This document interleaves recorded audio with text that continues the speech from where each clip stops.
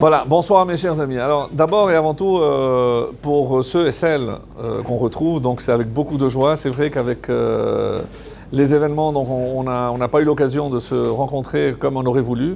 Et donc c'est vraiment une grande joie et je remercie Monsieur Marly de nous proposer ces locaux pour ces retrouvailles.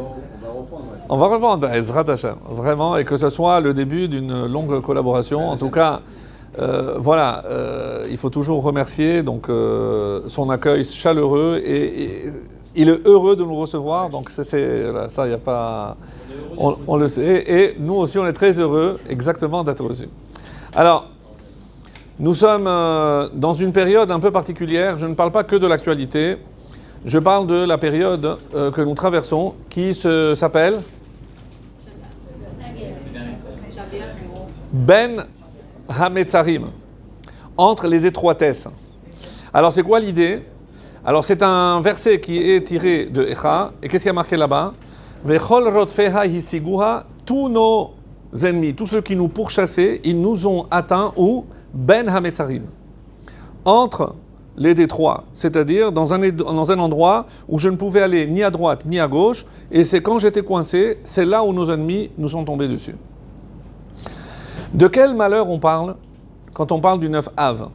Alors, le classique, puisque vous le savez, c'est la destruction du premier temple, le Beth Amikdash, et la destruction aussi du deuxième.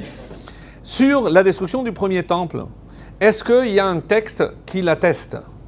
Est-ce que nous avons un texte qui nous dit que c'était le 9 Av qui sont rentrés? Oui. Bien sûr qu'il y a. Il y a beaucoup de prophéties qui avaient dit, donc, sur le premier temple, il y a énormément de textes. Sur le deuxième temple, la Gemara pose, mais d'où je sais que le deuxième temple aussi a été détruit le 9 Av? C'est quoi la réponse? C'est pas écrit, il n'y a pas de texte. Il n'y a pas de témoignage, il n'y a pas... Alors comment on sait? Pardon? Ça aurait pu. Mais quand la Gemara pose une question, donc on cherche quelque chose de beaucoup plus profond. C'est d'une manière générale, lorsqu'on pose une question, c'est pas juste quelque chose... D'ailleurs, pour ceux qui ont fait un peu de Gemara, il y a aussi la notion de svara. Il y a des choses que la logique impose. Donc, parfois, oui, c'est une... et d'ailleurs, la réponse relève de la logique. C'est quoi? Megalgelim chiyuv beyom chayav. S'il y a une accusation contre quelqu'un, quand est-ce que cette accusation va être portée? Le jour qui est favorable à son accusation.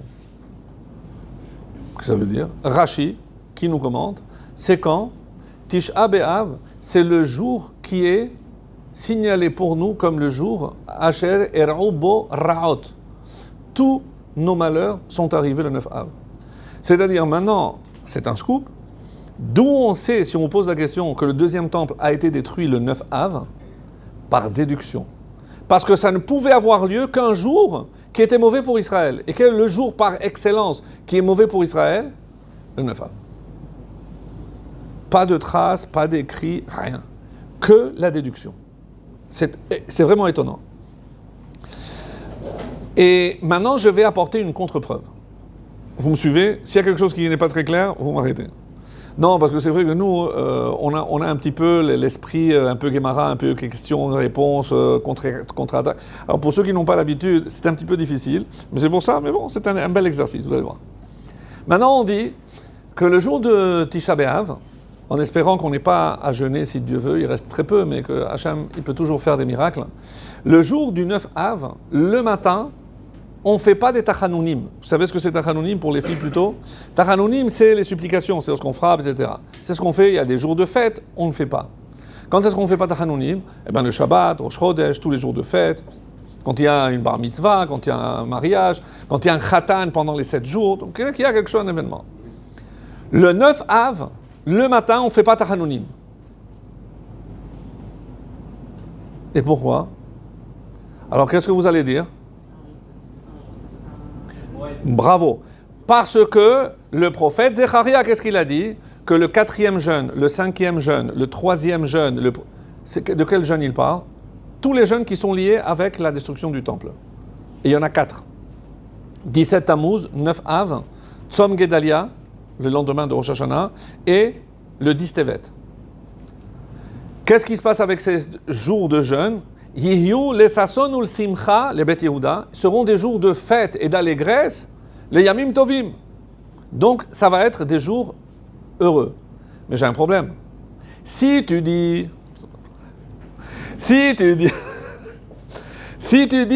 que le 9 av, je ne fais pas Tachanounim, parce que ça va être un jour de jeûne, un jour de fête. Mais le 17 Tammuz aussi. Mais le 17 Tammuz, je fais Tachanounim. Le 10 Tevet, je fais Tachanounim. Mais ça va être aussi un jour de fête. Alors pourquoi il n'y a que le 9 av qui sort du lot? Alors, vous avez compris sa réponse? Est-ce qu'un peu plus fort, mon ami? C'est appelé Moed. Parce que le 9 av est appelé Moed. Moed. Avec un règle, il y a 2 jours, il fait ça. Bon, alors moi je vais comprendre. Et alors? Très bien. Ouais. 10 heures, ça. Et en quoi ça répond à ma question? Ah, tu te rappelles pas la suite? Suivez-moi, parce que moi je vais pousser un peu plus. C'est vrai que c'est appelé Moed. Le texte appelle le 9 av un jour de Moed. Moed, c'est un jour de fête. Mais est-ce que lorsque les Chachamim disent que c'est appelé Moed, est-ce que c'est par rapport au futur?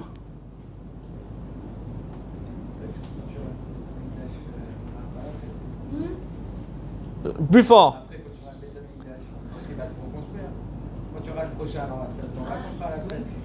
Mais alors si ça va être dans le futur, je reviens à ma question. Alors pourquoi, dès maintenant, je ne fais pas le 9 av? C'est pas logique. Si ça va être un jour de fête, mais c'est pas ce qui est dit. Parce que si je donne cette réponse, ça va être un jour de fête, alors je reviens avec la question avec les autres jeunes. Alors pourquoi les autres aussi vont être un jour de jeûne? Non, la réponse est étonnante. C'est déjà un jour de fête. Mais je viens de dire le contraire. Je viens de dire que c'est un jour où arrivent tous les malheurs. Pourquoi j'ai dit que je vais apporter une contradiction? Parce que ça contredit tout ce que j'ai dit jusqu'à présent. De 2 choses l'une. Soit je dis que c'est déjà un jour de fête, alors comment Rachid dit qu'on a déduit que la destruction du 2e temple, c'est le 9 av, parce que c'est le jour où de toute façon ça arrive des malheurs. Et de l'autre côté, tu viens, tu me dis non, mais attention, tu fais pas Tachanounim, hein, parce que c'est un jour de fête. Attends. Peut-être que Echa remplace Tachanounim. Echa remplace Tachanounim? Bien tenté. Bien tenté.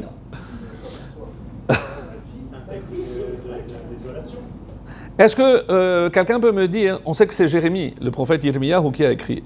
À quel moment il a écrit le livre de Echa? Echa, c'est pas un personnage, hein, parce qu'on pense que Echa c'est un... Non, Echa c'est comment une ville si peuplée est devenue une ville désolée. Echa, c'est une lamentation. À quel moment il a écrit? Alors, nous on se dit, après la destruction du premier temple. C'est faux. Vous savez quand il a écrit? Quand il n'a pas arrêté d'avertir le peuple d'Israël, si vous continuez, le temple va être détruit. Avant, il a écrit, il est allé voir le roi Yechizkia, qui était là-bas, lui a dit, regarde. Vous savez ce qu'il a fait avec le roi avec son livre? Il a jeté au feu. Arrête d'être un oiseau de mauvais augure. C'est une prophétie. Il ne vient pas se lamenter après la destruction. Il vient nous avertir avant. Echa. Vous avez un problème avec le mot? Non, er, c'est une façon de... le premier qui a utilisé ce terme, c'est Moshe. Echa uchal laset levadi. Comment je vais faire pour porter tout seul ce peuple? C'est Echa. Donc, c'est un mot qui introduit une plainte, généralement. Donc, je reviens à ma question. On est en train de dire donc que le 9 av, c'est déjà une fête. J'ai du mal. Alors, on dit que le 9 av, c'est la naissance du Mashiach. Et parce que... Et vous savez quand est-ce qu'il est né à Moshe? C'est Adar. On fait une fête? On fait une fête? Fais pas les fêtes. C'est pas pour ça. Je ne sais pas si vous vous rappelez vos cours d'histoire. Deuxième Guerre mondiale. Les Allemands, ils voulaient économiser leurs munitions. Et quand ils ont commencé à bombarder en Angleterre, ils voulaient être sûrs de tuer des gens. Et quel est le meilleur moyen d'avoir la certitude que quand je vais lâcher des bombes, oui, ça va tuer des gens, il faut que je sache qu'il y a des gens. Alors, comment je peux savoir qu'il y a des gens qui habitent dans un endroit? Quel est le meilleur moyen? Les lumières. Donc, quand est-ce qu'ils attaquaient? La nuit. La nuit. La nuit. Donc là, ils voyaient de la lumière, ils savaient qu'il y avait des gens, et ça les bombardait. Ça s'appelait le Blitz. Qu'est-ce qu'ils ont trouvé comme parade?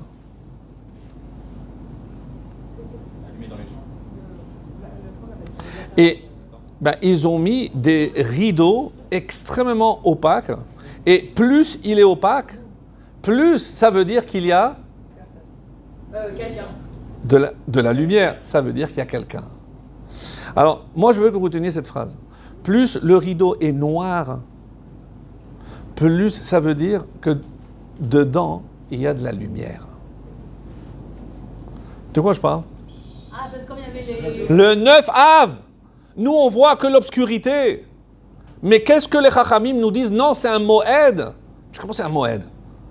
Parce qu'il cache à l'intérieur de la lumière. Et dès maintenant, on n'attend pas que le Mashiach vienne ou que le temple soit reconstruit. Dès maintenant, habitue-toi à voir cette lumière cachée ou à l'intérieur du 9 Av. Pardon? D'où on sait qu'il est né le 9 Av? Ça, c'est des Midrashim qui disent. C'est Midrashim.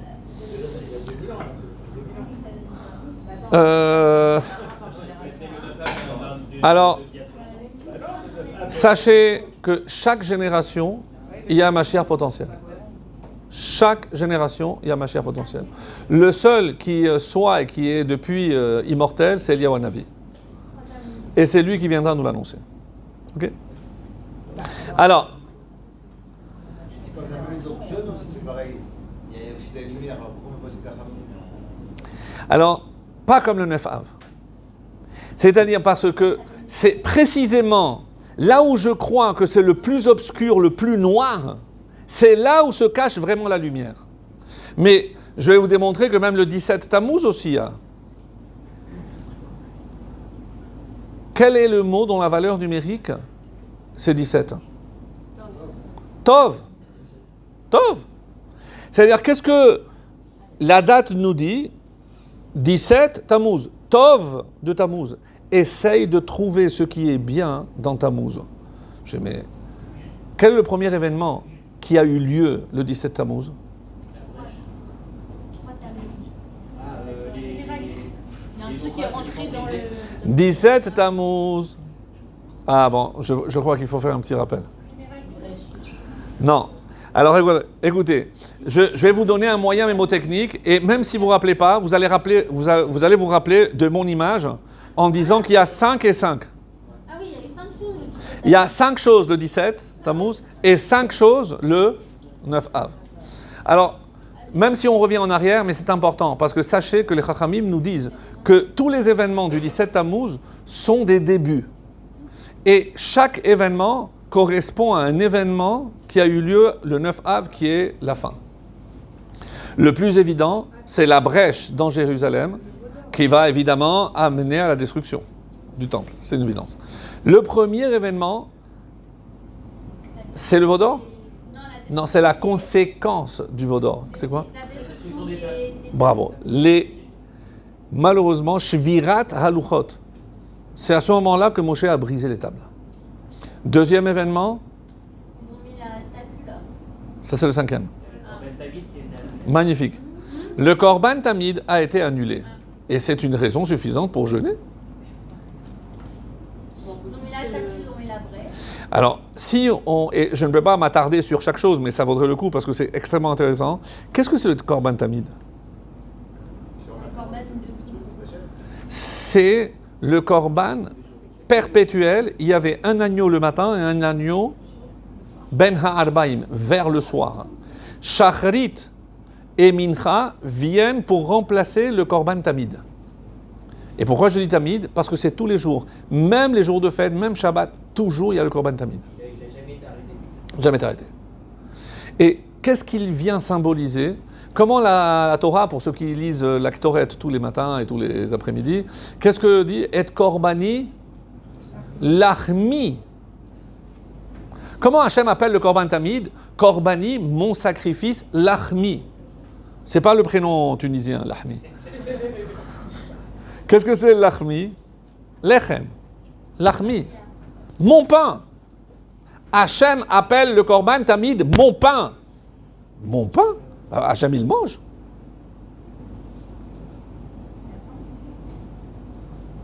Qu'est-ce que ça veut dire il mange? Mais vous êtes stupéfait là, qu'est-ce qui se passe? À quoi sert l'action de manger? À vivre. On se nourrit pour vivre. On ne vit pas pour se nourrir. Bon, sauf... bon, c'est d'autres... Donc, le symbole de la nourriture, c'est le pain. Vous compléterez ce que je vais dire maintenant, mais lechem, c'est aussi melach, et c'est aussi chalom. Donc, le rêve, le sel et le pain. Bon, après ça, vous ferez vos déductions. Qu'est-ce que ça veut dire qu'Hachem, il mange du pain? Moi, je mange pour vivre. Qu'est-ce que ça veut dire vivre? Des questions simples. Hein? Exister. Et qu'est-ce qu'il faut pour que je ne disparaisse pas? Manger. Autrement dit, comment la Torah appelle, comment la Torah interprète la mort? C'est la séparation. Et c'est quoi la vie? C'est quoi la vie? L'union. Ça vous choque peut-être parce que c'est un peu nouveau. La vie, c'est l'union. Et la mort, c'est la séparation. Comment je vois que la vie passe forcément par l'union? Ah ben, papa et maman. Déjà. Mais à un autre niveau aussi, plus ésotérique, le corps et l'âme. Donc, si je dis que pour maintenir l'union du corps et de l'âme, je dois manger, ça veut dire que si je cesse de manger, ça peut entraîner la séparation du corps et de l'âme. On est d'accord? Qu'est-ce que c'est le corps? C'est les Bnei Israël. Qu'est-ce que c'est l'âme? C'est Akadosh Baruch Hu. Qu'est-ce que c'est le korban tamid? C'est ce korban qui permet l'union entre le peuple juif et Hachem. Et comment je déduis tout ça? Parce qu'Hachem, il a dit, l'achmi, c'est mon pain. Vous comprenez l'importance du korban tamid? Si jamais ce korban est annulé, qu'est-ce que ça entraîne? Une rupture entre Hachem et le peuple. Mais c'est catastrophique. Il n'y a pas tous les corbans qui sont une union? Pardon? Non, c'est le seul qu'Hachem a appelé l'achmi, c'est le korban tamid. Du coup, quelle est la troisième chose? La brèche. Suivez-moi. Les tables, elles sont où dans le Beth Amikdash? Le Aaron, il est où? Dans le Kodesh HaKodashim. Où je faisais le korban tamid? Sur le Mizbeach, à l'extérieur. Et qu'est-ce qu'il y a comme troisième? C'est la muraille de Yerushalayim. Vous voyez pas un lien? Dès que je brise la Torah, Hachem brise son union avec nous. Et même si je me dis, bon, même si Hachem n'est pas là, je n'ai pas d'inquiétude. J'ai la muraille, j'ai le dôme de fer, j'ai plein de défenses. Qu'est-ce qu'il a dit le roi David? Im Hachem lo shomer rir. Si Hachem ne garde pas la ville, shav shakad shomer. C'est en vain que tu vas mettre des gardiens. Mais tu crois que c'est les gardiens qui vont garder la ville, qui vont protéger la ville? T'as rien compris. Shav shakad shomer. C'est en vain. Qu'est-ce que ça veut dire briser la Torah? Comme Moshe, prendre la Torah et la casser. C'est une image. Vous savez, une manière de briser la Torah? En la modifiant. Ça, c'est trop difficile. Ça, c'est pas pour maintenant. Ça, c'est pas pour moi. Je brise la Torah. Et si moi je brise la Torah, Hachem te dit, je m'excuse, mais je reste pas avec toi. Et je m'expose à des dangers. Quatrième chose, Apostomos a brûlé un Sefer Torah. Alors là, d'abord, qui est Apostomos? Inconnu au bataillon. Est-ce que c'est un général? On ne sait pas. C'est pas précisé. D'ailleurs, lorsque vous regardez dans les livres, etc., on ne sait pas s'il était grec, on ne sait pas s'il était romain, on ne sait pas. Et alors, il a brûlé un Sefer Torah. Malheureusement, c'est la seule fois où on a perdu un Sefer Torah. Non. Alors, qu'est-ce que les Chachamim disent? Il y a plusieurs interprétations. Je vous en donne quelques-unes, mais vous en trouverez d'autres. C'est que Moshe, avant de mourir, il a écrit combien de Sifrei Torah? 13. Il a donné un Sefer Torah à chaque tribu, et le 13e, qu'est-ce qu'il en a fait? Il a mis dans le Haron avec les tables, Shvirei Haluchot, les débris des premières tables, et à côté, il a mis son Sefer Torah. Ce fameux Apostomos a trouvé un des Sifrei Torah écrits par Moshe, et il l'a brûlé. On a perdu quelque chose d'inestimable. Ça explique pourquoi. Une autre réponse, j'en donnerai que deux aujourd'hui, un peu historique. Vous avez entendu parler d'un fameux reporter, Flavius Joseph. Ça vous dit quelque chose? C'est un juif, journaliste, à la solde des Romains. Les Chachamim ne savaient pas comment le considérer. Est-ce que c'était un vrai traître? Est-ce qu'il a gardé une certaine impartialité et il rapportait ce qui se passait juste? Alors, dans un épisode, il rapporte qu'il y a eu une rébellion, parce qu'il y avait l'époque des rebelles, et ils ont attaqué une légion romaine. Ils l'ont massacrée. Lorsque les Romains ont eu vent, ils ont envoyé des soldats, d'autres soldats pour se venger, pour chercher ces rebelles. Ils ne les ont pas trouvés. Ils se cachaient. De nerfs, sont rentrés dans un village, ils sont rentrés dans la choule, ils ont pris un Sefer Torah et ils l'ont brûlé. Un Sefer Torah, quelconque. Et Flavius Joseph rajoute cette phrase dans son livre, La guerre des Juifs. Qu'est-ce qu'il rajoute? Et ils ont souffert comme si on avait brûlé une partie de la terre d'Israël.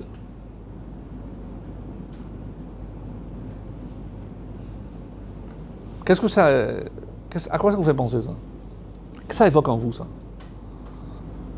C'est qu'à l'époque, les Juifs étaient autant attachés à la Torah qu'à la terre. Aujourd'hui, c'est de plus en plus rare, mais il y en a qui sont plus pour la terre, il y en a qui sont plus pour la Torah, et c'est pour ça qu'ils restent en dehors. C'est pas besoin de la terre d'Israël pour la Torah. Même si Moshe a prié 515 tfilotes pour rentrer et pour faire uniquement des mitzvot ici. Et si je reprends mon image, donc l'intérieur du Beth Amikdash, l'extérieur du Beth Amikdash, la muraille de Jérusalem, et là c'est quoi? C'est la terre d'Israël. Qu'est-ce que ça veut dire? C'est que même la terre, tu vas la perdre. Et pourquoi tu vas la perdre? Parce que tu as touché à la Torah.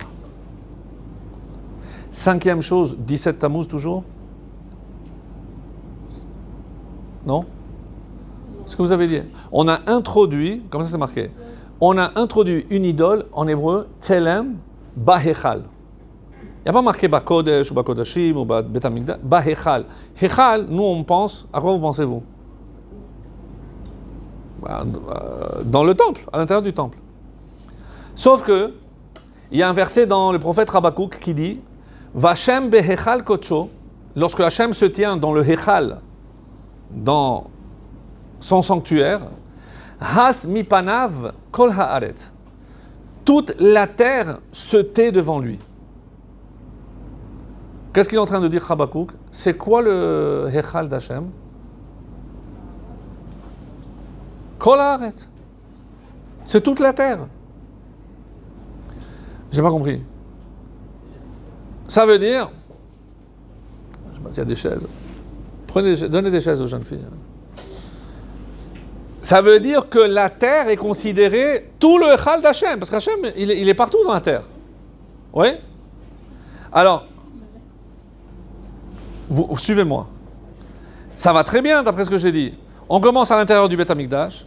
On sort sur le Khatser, la muraille de Yerushalayim, la terre d'Israël, et maintenant, toute la terre.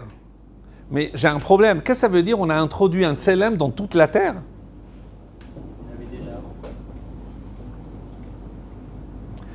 Où est-ce que le mot tselem a été utilisé pour la première fois dans la Torah?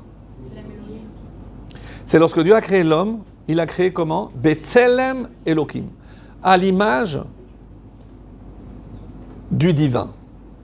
Parce qu'à Hachem, je n'ai pas le droit de faire une image. À l'image du divin. Qui sont ceux qui ont créé un Dieu à l'image de l'homme? Les chrétiens. Les chrétiens. Ils vont, eux, créer un Dieu à l'image de l'homme. Qu'est-ce que c'est Tselem? Ils ont déformé le mot Tselem et ils l'ont utilisé pour une divinité qui maintenant va se répandre dans toute la terre. Et là, ça va très bien. Je comprends. Comment c'est? C'est un peu comme un tremblement de terre. Il y a l'épicentre et il y a l'onde de choc.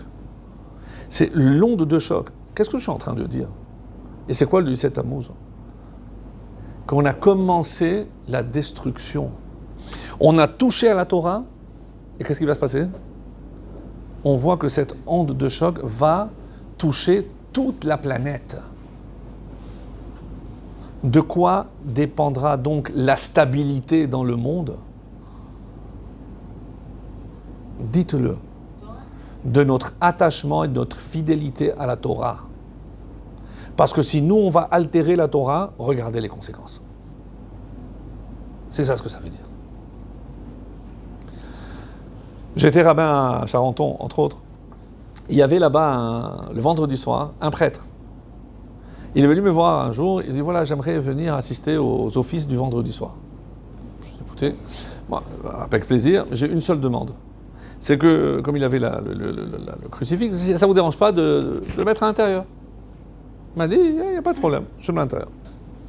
Il venait, il prenait le siddur, il lisait parfaitement l'hébreu, il fallait le voir chanter les Chadodi. Les gens, ça m'a donné. C'est quoi ça? Je vous assure, il chantait les Chadodi. Et il chantait les Chadodi. Et il venait, bon, il saluait, il venait toujours me saluer pendant un mois, 2 mois. Et au bout d'un moment, il dit, je peux vous poser une question, monsieur le rabbin? Je dis, oui, bien sûr. Et il me dit, comment ça se fait que vous avez vos synagogues remplies et nous, nos lieux de culte, ils sont désertés? Alors, je me rappelle, c'était assez osé de ma part, hein, mais bon. Je lui ai dit, écoutez, vous me permettez d'être franc avec vous? Je lui ai dit, oui, bien sûr. Bien sûr. Il ne s'attendait pas du tout, il n'a pas vu venir le coup. Je lui ai dit, écoutez, vous avez un Dieu jeune, mais il est mort. Nous, on a un Dieu vieux, mais il est vivant. Il m'a regardé comme ça. Il est resté blanc. Pire. Et il allait partir, et je lui dis, et je peux, moi vous poser une question? Oui, oui, bien sûr. Je dis, vous savez, nous, on croit en la résurrection. Oui, je sais, Mechaya Metim, il sait. Je dis, oui. Donc, la seule différence entre vous et nous, c'est que pour vous, l'homme en question a déjà ressuscité. Mais nous, si c'était un vrai juste, il va ressusciter. Donc, la question que je voudrais vous poser, est-ce que d'après vous, s'il ressuscite, il va aller dans une église ou dans une synagogue? Il m'a regardé avec ses grands yeux. Il n'est plus revenu. Il n'est plus revenu. Alors, je ne sais pas s'il est choqué, mais il n'est plus revenu. Il a eu peur que je le convertisse, je ne sais pas. Alors... Il est allé chez les Arabes. Oui, il faut croire, il faut croire. Et En parlant de ça, en parlant de la Torah vivante, il y a une histoire sur la Shoah aussi très belle. Bon, il y a tellement d'histoires. Il faut aller les chercher. Parce que, encore une fois, lorsqu'on parle de la Shoah, nous on voit destruction, mort, etc. Mais il y a aussi des miracles, il y a des histoires où vraiment c'est des vraies perles, des étincelles extraordinaires. Et donc on dit qu'il y avait un couple qui avait un bébé, et voyant que les temps commençaient à être difficiles, ils ont décidé de donner le bébé à leur nourrice. Je lui ai dit, écoutez, voilà, vous allez le prendre, vous allez vous en occuper. Si jamais on s'en sort, alors on viendra le chercher. Hachem a fait un miracle, et malgré toute la destruction, le papa a survécu. Papa a survécu. Et il commence, après la fin de la guerre, imaginez les conditions, il va à la recherche de son fils. Entre-temps, le gosse, il a 4-5 ans, et il trouve finalement la dame, et il a de la peine à reconnaître le petit, parce qu'il l'a laissé à peine, même pas 1 an, et il lui dit, voilà, je suis le père. Je lui dis, oui, mais écoutez, pour l'instant maintenant, moi je l'ai adopté, il a été baptisé, il va à la messe, c'est un bon chrétien, il n'est pas question que je vous le rende. Je dis quoi ? Alors, il va taper à droite, à gauche, il va voir un juge, et finalement, ils disent, bon, ben écoutez, vous savez quoi, on va laisser l'enfant décider. Alors le père dit, mais c'est pas juste, parce qu'il ne me connaît pas. Je suis bon, alors le juge dit, bon, alors je vous le donne 3 jours. Si en 3 jours vous arrivez, eh ben, on demandera, dans 3 jours, on demande au gosse ce qu'il veut, et c'est lui qui décidera. En 3 jours, ça peut faire. 3 jours. 3 jours. Maintenant, il a 5 ans. Il sort du jugement. C'était la veille de Simchat Torah. La veille de Simchat Torah. Il est à Vienne, je crois que c'est à Vienne que ça se passe. Et il prend son gamin de la main et ils vont à la choule le jour de Simchat Torah le matin. Et en passant, il passait devant l'église et il y avait le curé qui était devant. Il a dit, ah, comment vas-tu, mon petit Christian ? Je ne sais pas comment il l'avait appelé. Vous ne voyez pas, le petit, il lâche son père, il court et il embrasse la main du curé. Ah, il était vraiment bien formaté. Et lorsqu'il rentre dans la choule, il crache. Je dis, pourquoi tu craches ? Parce qu'on nous a enseigné qu'il faut cracher devant les juifs. Ah ouais, c'est... Mais vous croyez qu'il vient d'où l'antisémitisme ? Non, mais sérieux. Et on ne parle pas d'il y a 500 ans, hein, on parle d'il y a 70, 80 ans, quoi, je veux dire. Et il rentre. Imaginez de quoi ça avait l'air, la Sina Simchat Torah, juste après la fin de la Shoah. 4 vieux, ça devait être hyper déprimant. Il rentre, et à ce moment-là, il y a un soldat russe qui rentre, donc il est juif, et il rentre, et lorsqu'il voit le gosse, il se tourne vers le père, c'est votre fils ? Je dis, oui. Il dit, je vous en supplie, est-ce que vous pouvez me le prêter ? Je dis, mais qu'est-ce que vous voulez faire ? Qu'est-ce que vous voulez faire ? Je dis, non, je vais partir, je reste là.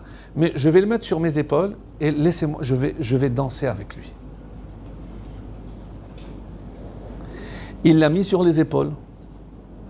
Toute la tfila, il a dansé. Et tous les vieux qui étaient, survivants qui étaient là, tous autour de ce soldat avec ce gamin.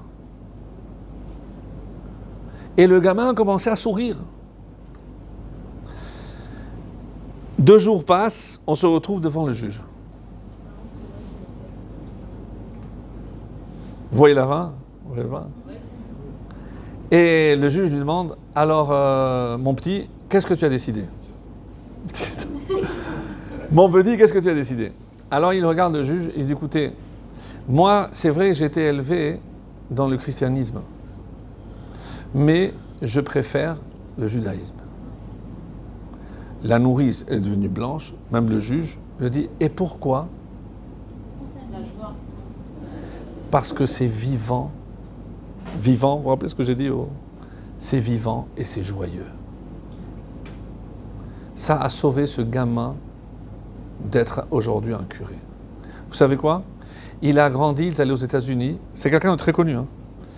Il est devenu à la tête de l'association contre l'assimilation. Et il disait toujours, pour que jamais plus il ne se passe ce que moi j'aurais dû subir. Et un jour, dans une soirée de gala, il entend un chanteur et il prête attention aux mots. Et de quoi il parle? D'un gamin qui a été... son histoire. Alors il va le voir à la fin, et je lui dis, écoutez, mais d'où vous tenez cette histoire? Je lui dis, mais c'est un monsieur, un médecin, qui me l'a raconté, et je me suis dit, j'en ai fait une chanson. Je dis, vous le connaissez ce médecin? Je lui dis, oui. Où il habite? Il donne l'adresse. C'était qui? Le soldat. Ils se sont retrouvés presque après 50 ans. Ils sont jetés dans les bras l'un de l'autre. Il m'a dit, c'est vous qui m'avez sauvé. C'est vous qui m'avez sauvé. Si aujourd'hui je suis là, je suis juste, c'est grâce à vous. Ils sont restés en contact, il a vécu jusqu'à 92 ans, exceptionnel, incroyable. Ça, c'est les vraies histoires. Ça, c'est quoi? C'est la lumière derrière l'obscurité. C'est la lumière derrière l'obscurité. Mais comment les Chachamim disent que le 17 Tammuz, il y a quelque chose de bien? Mais on a perdu les tables. Oui. Et pourquoi Moshe a brisé les tables? Dans un accès de colère? Parce que si tu faisais pas ce qu'il avait dit commandement, ils seraient tous morts. Comme l'a dit Asher Shibarta Yeyashar Kochacha She Shibarta. Dieu l'a félicité d'avoir brisé les tables. Parce qu'en brisant les tables, qu'est-ce qu'il a fait? Il a sauvé le peuple juif. Je viens maintenant 9 Av. Hachem a préféré que la colère passe sur Al-Etzim va Avanim.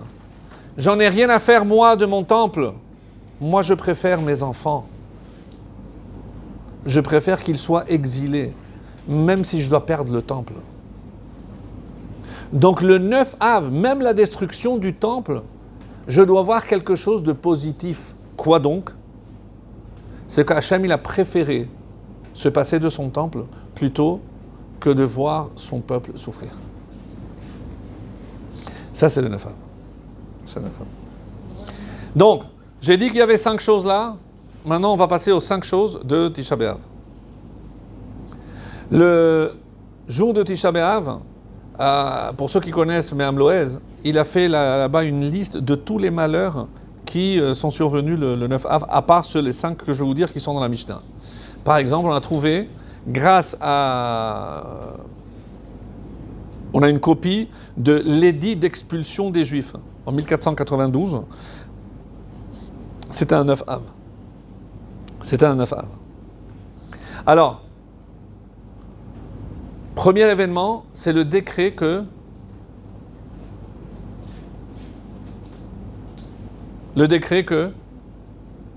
qui visait qui? Quand ils sont venus et ils ont pleuré le 9 Av, c'est qui? Les Meraglim. Qu'est-ce que Dieu va décider? Vous allez pleurer pour rien, vous allez pleurer pour quelque chose. Vous avez pleuré pour rien. Il n'a pas dit vous avez fait du lachon hara, vous avez pleuré pour rien. Dans la paracha que nous allons lire ce Shabbat, il y a un terme très rare. Vateragenu be'aholechem. Vous ferez attention le Shabbat lorsque vous l'entendrez. Vateragenu. Cherchez dans les traductions, qu'est-ce qu'ils vont dire? Vous avez critiqué. Vous savez ce que c'est le mot teragenu? C'est lachon hara plus kafui tova. Qu'est-ce que c'est kafui tova? Ingrat. Quand quelqu'un, il est ingrat. Et quand est-ce que je suis ingrat? Souvent lorsque je dois trop à quelqu'un, du coup je deviens ingrat. Parce que sinon, je lui dois trop. Et du coup, qu'est-ce que je vais faire? Du lachon hara. Mais c'est pas ça ce qui est dit. Hachem, qu'est-ce qu'il a dit? Il n'a pas retenu ça. Ça, c'est Moshe qui dit. Hachem, qu'est-ce qu'il a dit? Vous avez pleuré pour rien.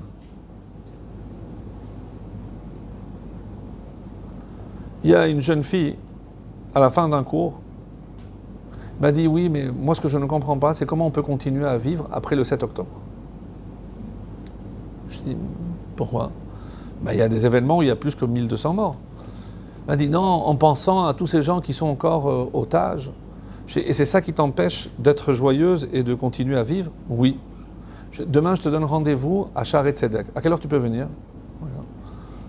À 10h. J'ai ma fille qui travaille là-bas, elle va nous faire rentrer. Mais quoi faire? On va aller visiter le service d'oncologie pédiatrique pour te remonter le moral.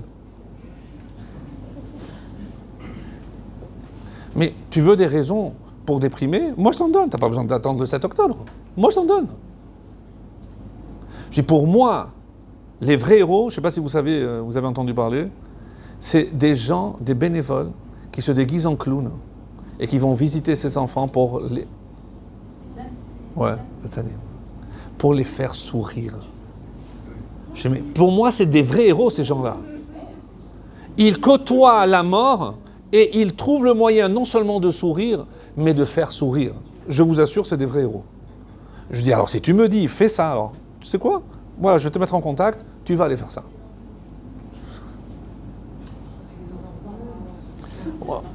Oncologie, c'est le cancer, oui. C'est des petits qui ont le cancer. Alors, allez, non. Leucémie, machin. Il y a des raisons. Alors, c'est pour ça que je dis, je comprends pas. Mais tu crois qu'il n'y a pas de raison pour être... Mais pour chaque malheur dans le monde, tu vas rentrer dans une dépression. C'est le Tserara, ça. C'est pas normal. Oui, mais c'est pas... D'accord. Alors, le 9 Av, ils ont pleuré pour rien. Hachem leur a dit, vous allez pleurer. À qui il a dit ça? À eux. Eux, ils ont pleuré. Tous les 9 Av, vous savez ce qui se passait, les jeunes? Ils creusaient leur tombe. Et le lendemain matin, Moshe disait que les vivants se séparent des morts. Et il y avait 15 000 qui ne se levaient pas. Chaque année. Imaginez le 9 au soir, lorsque ces hommes allaient se coucher, il fallait faire les adieux à sa femme, aux enfants, petits-enfants. Ils pleuraient, tous les 9 Av, ils pleuraient. Hachem l'a promis, vous avez pleuré pour rien, moi je vous ferai pleurer. Sauf la dernière année. Vient le Midrash nous dit, la dernière année, les derniers 15 000, ils se sont réveillés. Tellement ils ont dit, on s'est trompé, c'est pas possible. Ils ont refait le lendemain. Oui.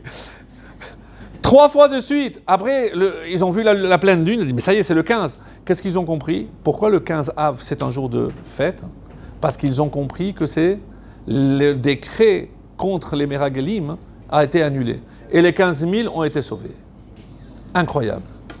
Les Rachamim, ils veulent savoir, je ne comprends pas. Hachem, il a dit clairement dans la Torah, vous allez tous mourir à l'exception de Kalev et de Yehoshua. Mais il y a 15 000 qui ne sont pas morts. Et ils veulent comprendre pourquoi ces 15 000 ne sont pas morts. Ouvrez grand les oreilles. Parce que j'ai 2 raisons, une meilleure que l'autre. Une, c'est du Rav Zilberstein. Il dit, quand je prie, quand je sais que demain matin, je prie pour que je me lève demain matin. Mais qu'est-ce qui me donne un peu de confiance? C'est parce qu'il y a d'autres. Parce qu'il y a d'autres. Hachem, si tu dois tuer quelqu'un, pense aux voisins. La dernière année, qui reste? Il n'y a que eux. Vient le Rav Zilberstein et dit, ce 9 Av, ils ont fait une tfila comme jamais ils l'ont faite de leur vie. Pourquoi? Parce qu'ils savaient qu'il n'y avait plus personne qui pouvait mourir. Il n'y avait que eux. Donc, dans la prière qu'ils ont faite, ils ont mis une telle kavana qu'Hachem l'a accepté. Mais quoi, il a pris le risque qu'on vient de dire, mais Hachem, il se contredit, il avait promis que tout le monde allait mourir. Oui, je m'en fous. Qu'est-ce que je veux que vous reteniez? Que quand vous priez de tout cœur, vous pouvez annuler même un décret que moi j'ai signé. C'est écrit dans la Torah. C'est Hachem qui l'a dit. Oui, si vous priez comme il faut, je l'annule. Incroyable. Deuxième raison. Après, vous me dites laquelle vous préférez. Qu'est-ce qui s'est passé le premier Av de la dernière année dans le désert? La mort de Aharon. Qu'est-ce qui a marqué dans la Gemara? Celui qui pleure pour la mort d'un tzaddik, mochalin lo kol avonotav, on lui pardonne toutes ses fautes. Comme le premier Av, c'était la mort d'Aaron, et il y a marqué dans la Torah que tout le monde a pleuré, donc ces 15 000 aussi ont pleuré, sincèrement. Et comme ils ont pleuré pour Aaron, ben Hachem leur a pardonné. Donc du coup, il n'y a plus de décret parce qu'Hachem leur a pardonné. Et ils se sont relevés. Exceptionnel. Exceptionnel. Incroyable. Alors, laquelle vous préférez? Les deux sont bien, On était dans les 5 choses de Tisha B'Av. La première, c'est les Meraglim. On peut faire une course sur chacune, mais bon, on peut pas. Il faut faire un peu vite. La deuxième, destruction du premier Beth Amikdash. Destruction du troisième Beth Amikdash. Destruction de... Pas. Mince, le troisième, mais il n'est pas arrivé. Ah, vous vous réveillez. Vous réveillez. Il n'y a que deux qui ont demandé. Destruction du deuxième. Parce que j'ai fait le 3.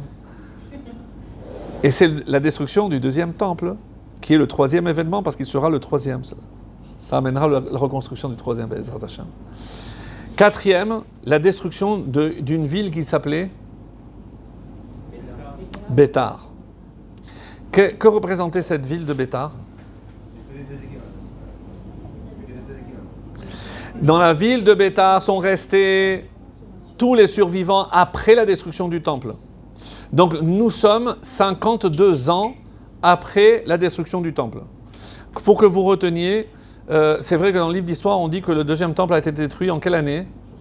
70. Mais en réalité, c'est 68. Et c'est pour ça que lorsqu'on fait le calcul de Tisha B'Av, pour savoir combien de temps ça fait que le temple a été détruit, je fais 2024 moins 68. Et pourquoi 68? 68, c'est la gematria de Chaim. Depuis la destruction, on ne vit plus. La vie qu'on a, on survit, mais ce n'est pas la vraie vie. Donc, la Gemara parle de sommes de quantité astronomique. On dit qu'il y avait 500 000 morts et d'autres versions parlent de 1 million de morts dans la ville de Bétar. La description que fait la Gemara, ça fait partie des textes qu'on peut lire Tisha B'Av, parle de rivières de sang. Tellement que les chevaux de nos ennemis avaient tous les pattes entièrement dans le sang. Imaginez le flot de sang. Tous, ils ont massacré hommes, femmes et enfants. À la fin, ils leur ont interdit d'aller enterrer tous ces morts. Le peu de survivants qui restaient n'ont pas pu le faire.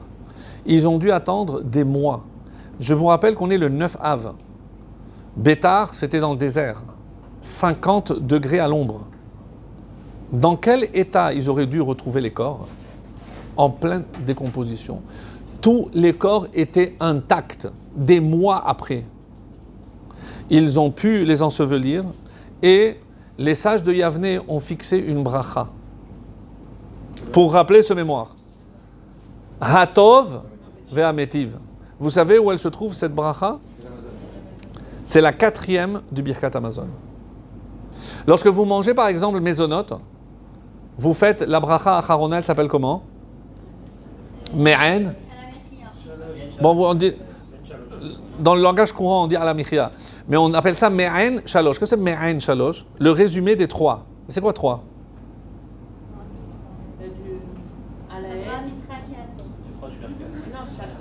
Parce qu'à l'origine, mes amis, le Birkat Hamazon était composé de 3 brachot. La première, Hazan et Takol, c'est à Moshe, sur la manne. Al Haaretz et al Amazon, Yehoshua. Bonne Yerushalayim, c'est Shlomo et David. Qu'est-ce qu'il y a après Baruch Hashem, Bonne Yerushalayim, Amen. C'était la fin du Birkat. C'est pour ça qu'il y a ce Amen. C'était là où se terminait le Birkat. Sont venus les Chachamim, les sages de Yavne, et ils ont dit, on va instaurer une bracha, Hatov et Ametiv, en souvenir du miracle des habitants de la ville de Bétar. Et pour ne pas terminer sur une connotation négative, on a rajouté Yehayenu vizakenu vikarevenu limot hamashiach. Pour terminer sur une note d'espoir. Le 5e et dernier événement,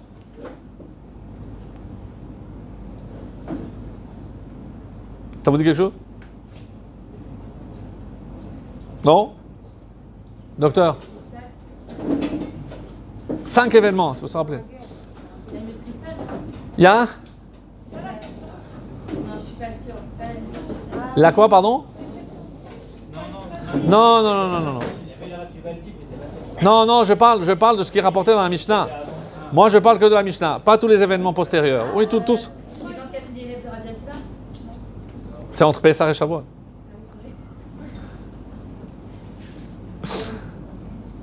Un personnage appelé, un général, Turnus Rufus, qu'est-ce qu'il a fait? Il est allé sur l'emplacement où il y avait le Kodesh HaKodashim, il a labouré cet emplacement et il a mis du sel. Pourquoi faire? Vous, le peuple juif, vous êtes finis. C'est fini. Rien ne poussera. Je vous avais dit qu'il y avait 5 et 5. Vous vous rappelez du dernier dont j'avais parlé, le 17 Tammuz? Echal, c'est l'apparition du christianisme qui se répand dans le monde. Quel est le lien avec le fait d'avoir labouré en prétextant « mais c'est fini le peuple juif ». Vous, tout ce qu'il vous reste, c'est quoi? Un testament, et en plus il est ancien. C'est tout ce qu'il vous reste. C'est tout ce que vous avez. Tout ce qui vous reste. C'est tout ce qui vous reste. Et cette terre, oubliez-la. Qu'est-ce qui se passe quand on est revenu en 1948? Ils ont commencé à flipper. Je dis, mais c'est pas possible. C'est pas possible. C'est nous le nouvel Israël. C'est pas possible que l'ancien Israël revient sur sa terre. Vous comprenez pourquoi ils ont mandaté Yimarshemo Vezichro, que son nom et son souvenir soient effacés pour toujours, Hitler, pour empêcher les Juifs de revenir sur la terre d'Israël. Nous, on a retenu le Moufti, mais on a oublié aussi le clergé, qu'il n'était pas question que le peuple juif retourne sur la terre d'Israël. C'est pas possible. Pardon? Mais pas en temps. Mais oui, mais mais c'est pas notre terre, c'est pas nous qui avons une armée, c'est pas comparable. Oui, il y a toujours eu. Les premières, c'est du Gaon de Vilna, il a déjà envoyé des élèves. Le KKL, ça fait déjà plus de 100 ans qu'ils ont commencé à acheter des petites parcelles de terre. Mais ça n'appelle pas que c'est notre terre. C'est pas un retour, un vrai retour. Du coup,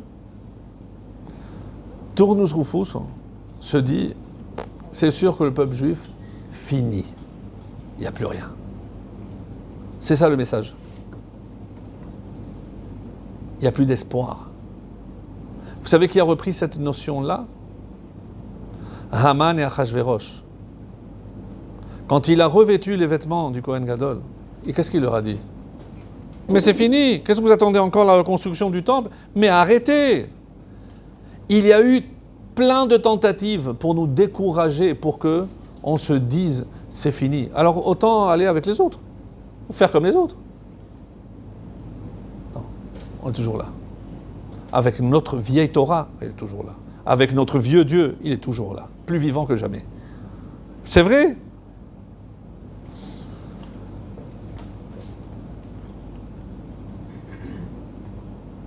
Il y a dans la Gemara des échanges très intéressants, un peu philosophiques, entre ce qu'on appelait là-bas les Sabé de Atuna, les anciens d'Athènes. Pour nous, on les appelle comment?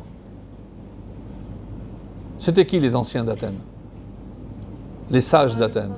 Non, les sages d'Athènes, Athènes. Les Grecs. Les philosophes. C'était des philosophes.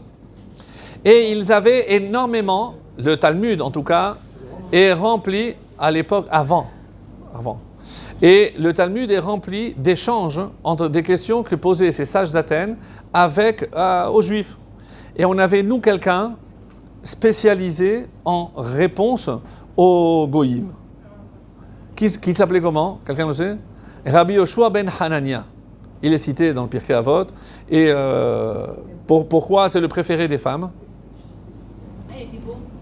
Non. Parce que Parce que quand sa femme était enceinte, elle allait au fond du Beth Midrash. Elle lui disait, mais qu'est-ce que tu fais là? Au lieu de mettre la musique classique, je veux que mon enfant il écoute la Torah. Donc cet enfant a commencé à étudier la Torah dans le ventre de sa mère. Et dedans, parce qu'il y a un malhar qui l'apprend, et dehors. Il n'a entendu que des paroles de Torah. Et un jour, on lui a dit, mais Rav, lorsque vous allez disparaître, qui va pouvoir répondre aux questions de nos ennemis? Il a dit, vous n'avez rien à craindre. Lorsque je cesserai d'exister, il n'y aura plus de questions.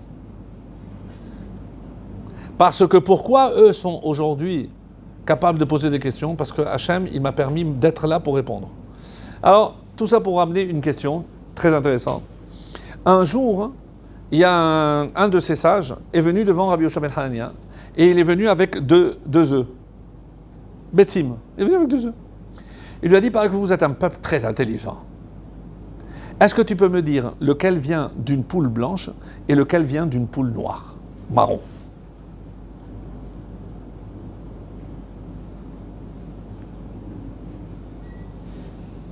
Il lui dit, attends.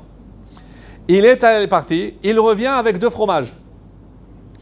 Le jour où tu me diras lequel vient d'une chèvre blanche et lequel vient d'une chèvre noire. Ça, c'est l'histoire. Ça, c'est la question. Vous êtes sérieux? Je suis très sérieux. Mais c'est ça les questions philosophiques?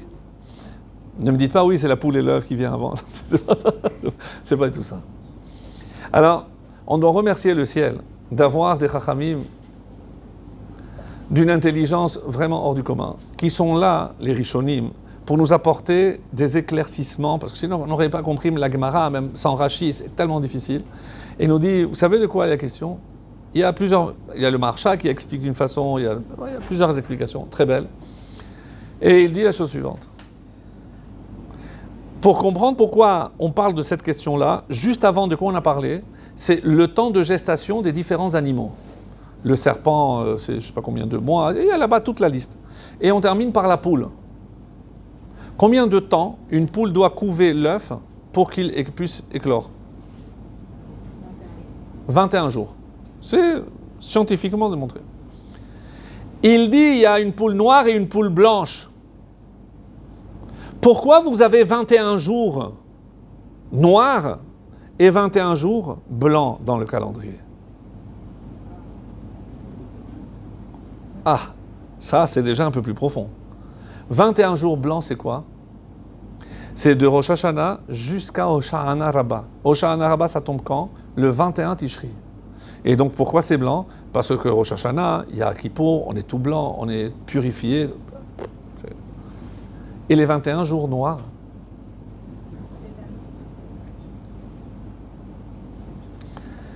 Et quelle est la réponse? La chèvre. De quelle couleur est le lait d'une chèvre noire? De quelle couleur? Blanc. Et de quelle couleur est le lait d'une chèvre blanche? Blanc. Qu'est-ce qu'il veut dire par là? Il n'y a pas de période noire chez nous. Parce que attends 21 jours et tu verras. Qu'est-ce que tu vas voir? Eh bien, tu vas voir le poussin. Autrement dit, les 21 jours que nous traversons, ce sont 21 jours de préparation. Ce ne sont pas des jours noirs. Chas v'shalom de dire que c'est une période noire pour Israël. Chas v'shalom. Une autre explication que j'aime beaucoup, un peu plus chassidiche. Vous dites que vous êtes le peuple élu. Vous êtes blanc, vous êtes parfait. Nous, les goyim, on est des noirs. Admettons. Quand un juif quitte la Torah, est-ce qu'il devient noir? Est-ce qu'il devient goy? Je n'ai pas parlé de ça. Je parle d'un juif qui abandonne la Torah. Il reste juif. Il n'est pas goy. Il peut toucher du vin qui n'est pas mévouchal.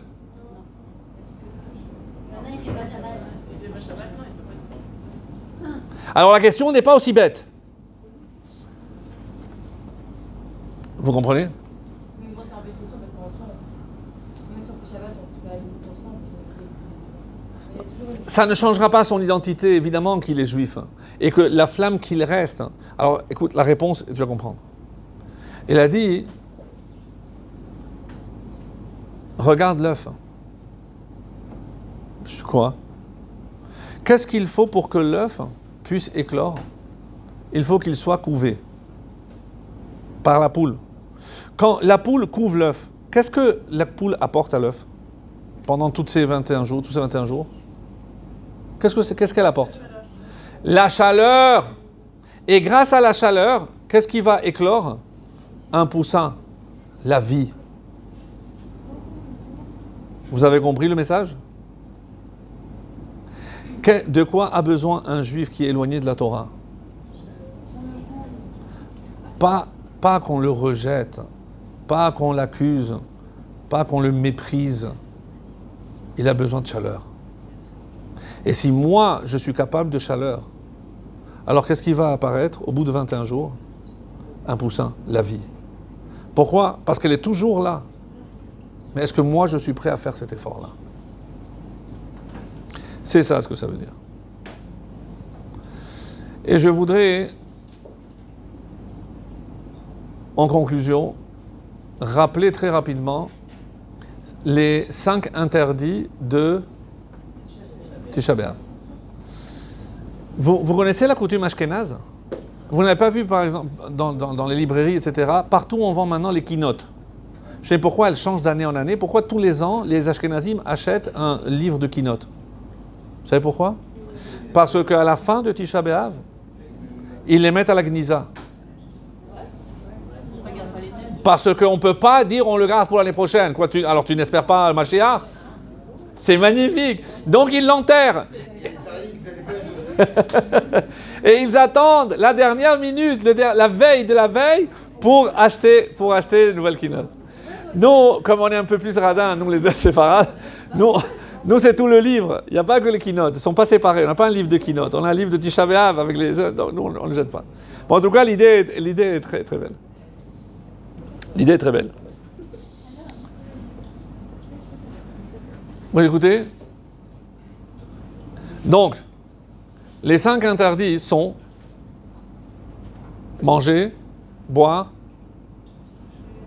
se laver, oindre n'importe quelle sorte d'onguent de crème ou de liquide sur le corps, les chaussures en cuir et les relations intimes pour les couples. Quand je rajoute pour les couples, ça ne veut pas dire qu'en dehors du couple c'est permis. C'est parce que, non, je vois venir. Parce que de toutes les façons, il n'y a que dans le couple que les relations sont permises. Non, je préfère préciser. Comme ça, on ne dira pas en mon nom des choses que je n'ai pas dites. Non, ils ont les radars bien. Alors, les Rachamim ont trouvé un lien entre les 5 événements que j'ai cités et les 5 interdits. Ah bon? Ouais. Si je trouve un lien entre chaque événement et chaque interdiction, ça veut dire que chaque fois que je respecte l'interdit, qu'est-ce que j'essaye de faire? De réparer la cause qui a fait que je dois jeûner aujourd'hui. Les Meragelim ont refusé de rentrer en Israël, alors que Dieu leur avait préparé une table royale avec des fruits. Vous avez refusé de manger. Donc aujourd'hui, on ne mange pas. Donc si je ne mange pas, c'est pour rappeler la faute de Meragelim. Premier temple. On dit qu'avec le premier temple, on a perdu quelque chose de très précieux. Je ne parle pas des 5 choses qu'il n'y avait pas dans le deuxième temple. On a perdu quelque chose qui nous permettait d'avoir une relation beaucoup plus directe avec Hachem. À travers qui? Qui pouvait s'adresser à nous et nous parler au nom de Dieu? Je parle des hommes. Les prophètes. La fin du premier temple marque la fin de la prophétie. Et comment les prophètes avaient l'inspiration? On dit en buvant. En buvant. Certains disent que c'était de là que vient l'expression Nirnas Yayin Yotzesod. C'est-à-dire lorsqu'ils buvaient, alors c'est la parole d'Hachem qui sortait. De qui on parle en principe? Des prophètes. Donc du coup, je ne bois pas. Je ne bois pas. Deuxième temple. La Gemara témoigne qu'il n'y a jamais eu un niveau de pureté comme au deuxième temple. Il y avait des mikvaot partout. Et je ne parle pas que les femmes, bien sûr. Même les hommes. Comme les Chabad aujourd'hui, tous les matins. Après. C'était un niveau de pureté exceptionnel. On a perdu le deuxième temple. Et par quoi on rappelle cette pureté? Par l'eau. Donc je n'ai plus le droit de me laver. Je ne me lave pas. Et d'après ce décompte que je fais, se laver, c'est apporter au corps quelque chose qui... C'est pour ça que mettre des crèmes, etc., ça a le même effet que l'eau. C'est pour ça que c'est interdit. Ensuite vient l'interdiction de mettre des chaussures. Que symbolisent les chaussures? Alors il y aurait vraiment à faire un cours sur les chaussures, parce que vous ne pouvez pas imaginer tout ce qui a été dit sur les chaussures. Il est dit qu'un homme vendra tout ce qu'il lui reste pour marcher avec des chaussures. Vélo yeler yachef. On est avec Bétar. Mais quel est le lien? Vous savez pourquoi il y a les chaussures? Quels sont les seuls endroits où on pouvait aller sans chaussures? Tout le Beth Amikdash. Dans le Beth Amikdash. Et pourquoi? Qui est le premier qui s'est déchaussé dans la Torah? Moshe. Qu'est-ce qu'Hachem lui a dit? Shal ne'alecha me'al raglecha. Enlève tes chaussures. Qui a makom, parce que cet endroit, mais on ne sait même pas où c'est. Pourquoi il est kadosh cet endroit? Parce qu'il y a la Shekhinah. Là où est Hachem, j'ai pas besoin de chaussures. Mais j'ai pas compris. Quel est le lien? Écoutez bien, écoutez bien. Parce que la terre a été maudite. Donc je ne peux pas rester en contact avec la terre. Comment je marque une séparation entre moi et la terre? Avec la semelle, avec une semelle, avec des chaussures. Donc, que symbolise la chaussure? Le non-contact avec l'impureté de la terre. Mais dans un endroit qui est pur, et saint, parce qu'il y a Hachem, moi, j'ai pas besoin de chaussures. Quel est le jour où on ne met pas de chaussures, nous? À part Tisha B'Av? Kippour. Comment je peux comparer? Pourquoi Kippour, si par exemple on décide de prier ici, mais c'est pas une choule, même si j'apporte un Sefer Torah, et ça me permet ça m'autorise à venir avec des chaussures? Non. Pourquoi? Il y a une halakha pour les personnes âgées, ils peuvent venir en chaussures et ils les enlèvent au moment où ils rentrent à la choule. Parce que c'est là où il est essentiel pour la prière. Pourquoi? Écoutez bien la réponse. Et vous allez appliquer ça à Tisha B'Av. Pourquoi à Kippour je ne mets pas de chaussures? Parce que c'est comme si j'étais dans le Beth Amikdash. Mais pourquoi? Parce que je ne suis jamais aussi près d'Hachem que le jour de Kippour. C'est comme si Hachem était là, et du coup cet endroit devient Kadosh, et je n'ai pas besoin de chaussures. Je n'ai pas de chaussures. Tisha B'Av, qu'est-ce que je suis en train de dire? Que je ne mets pas de chaussures comme à Kippour? Oui. Parce que je ne l'ai pas vu, mais ça revient à ce que je disais, Moed. C'est parce qu'Hachem est le plus proche. C'est le pire moi. Mais comment il s'appelle? C'est quoi Av? C'est un père. Un père n'est jamais plus proche de son fils que lorsqu'il le punit. Parce que s'il ne le punit pas, il ne l'aime pas. Il s'en fiche qu'il aille de mots. Il fait ce qu'il veut, il m'en fout. Si je punis mon fils, parce que je l'aime. Donc à Tisha B'Av, Hachem est aussi proche de nous qu'à Kippour. Vous avez compris ce qu'on est en train de dire? Incroyable. Une autre explication par rapport aux chaussures. Pourquoi Dieu dit à Moshe, enlève tes chaussures? Il y a une prophétie qui dit, vous avez vendu un roi pour une paire de sandales. C'est qui ce roi qui a été vendu? Yosef. Yosef a été vendu pour une paire de chaussures. C'est... Non, mais c'est vrai, oui, il y a Il y a une Le secousse? n'avez pas un C'est un miklat, non. On est obligé. Mais c'est le métro, non? À Paris, c'est le métro. Alors écoutez bien. Les chaussures, c'est le symbole de la royauté. Avec Bétar, parce que je reviens à Bétar, c'est à l'époque où qui va mourir, et ça va être la fin de la révolte, quelqu'un qui aurait pu être le roi Mashiach, qui s'appelait Bar Kokhba. C'était un Rosh Yeshiva, Bar Kokhba. C'était un guerrier. Et qui a dit ou prétendu que Bar Kokhba devait être le Mashiach? Rabbi Akiva, le maître de la Torah orale. Il n'a pas pu avoir tout faux. Comment Rabbi Akiva a été capable de voir en un guerrier, en soldat, un Mashiach? Moi, je vous dis, on va être très surpris quand on va apprendre qui est le Mashiach. Ça va pas être un petit baba comme ça. On va avoir des surprises, je vous dis, moi. Je vous dis, ça va être surprenant. Donc, Bar Kokhba est mort. Et donc, du coup, on a perdu la royauté. Comment on dit que chaque fois qu'il peut y avoir le Mashiach, et ça a avorté? Vous savez, quelle est la forme d'un bébé, d'un fœtus? Une oreille, exact. Ou certains disent un haricot, la forme d'un haricot.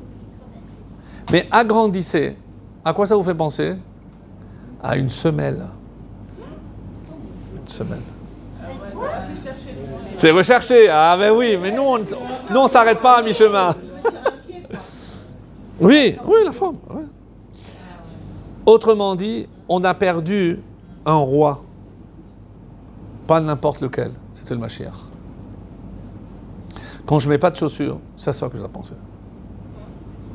Et enfin, pourquoi normalement on laboure la terre? Pour semer. Quand je laboure, c'est pour semer.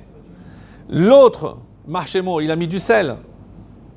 Mais normalement, labourer, c'est ce qu'on fait pour donner la vie. Et vous comprenez que ça correspond au 5e interdit des relations interdites. Les relations intimes. Qui, justement, sont là pour apporter la vie. Je voudrais terminer par une histoire.